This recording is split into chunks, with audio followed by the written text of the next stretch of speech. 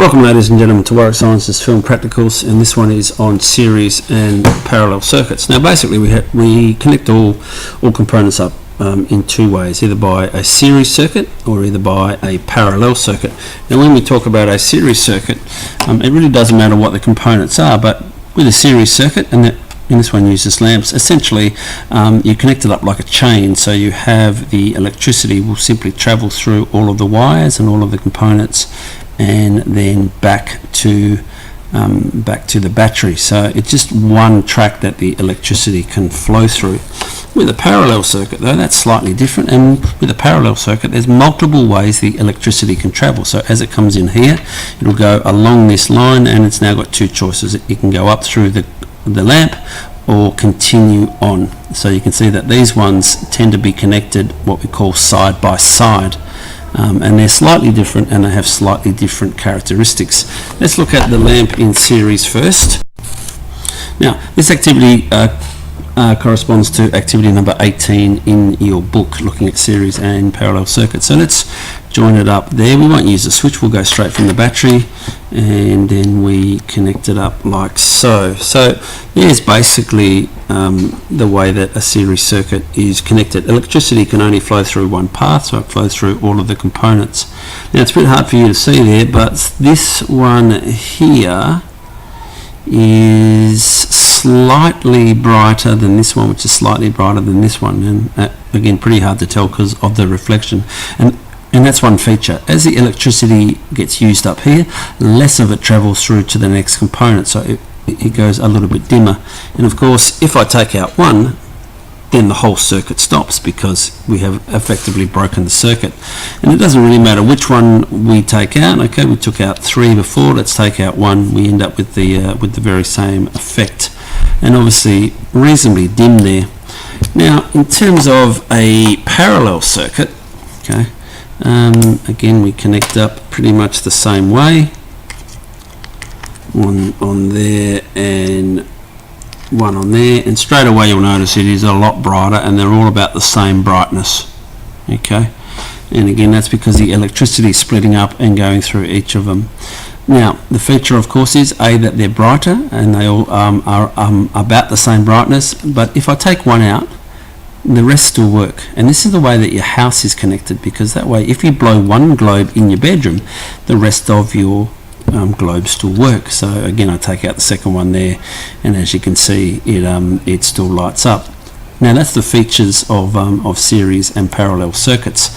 Now when you connect them up from your class, we always tend to put a switch between, because that switch tends to be the feature that we use to basically turn the circuit on and off. And then let's put a couple of globes in series. So I like to put them side by side, be organized with what we do. We connect one up to the battery that's there, we go from the globe to the next globe, and then we go from the globe to the switch, or I should correctly say the lamp to the switch. And then of course I turn it on, and again you see that same thing there. The first one slightly brighter than the second. I take one out and both of them go out. So as I keep adding in these particular lamps, they tend to get duller and duller as they go through, to the point where if there's not enough electricity to light the last one, okay, it basically doesn't come on. Now this one does ever so slightly. Again you can see much less as we work our way through, and that's because the electricity is being used up here, so less is being able to travel through. Now connecting up a series circuit is simply like joining a chain. Connecting up a parallel circuit is what we call side by side. So the way that I always do this is I tell people to join the electrical components first. So in this case, join the lamps. So I join the black terminal to the black terminal of the lamp, and I join the red terminal to the red terminal of the lamp, like so.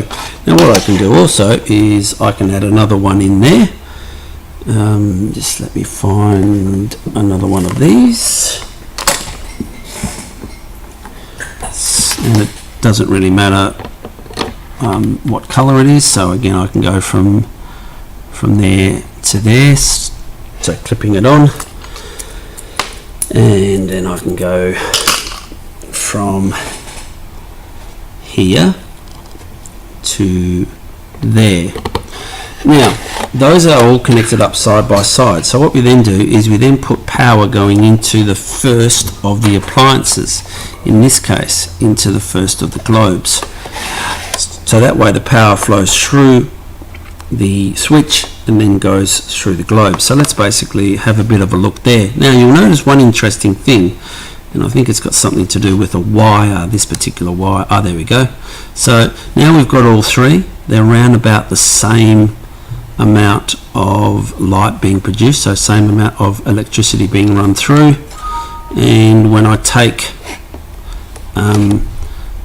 one globe out, it tends to allow the other two to be lit. Okay, so, and again we've got that same approach there. So when you look at the way that we joined them here, if we take out the battery there, we basically joined the components side by side, from here to here to here, and then from here to here to here, and that basically allows the circuit to be made.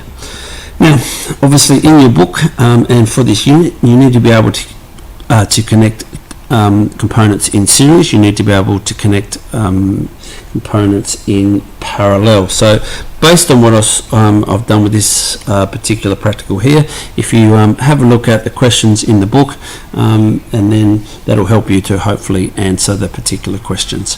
Thank you for accessing Warwick Science's Film Practical on series and parallel circuits.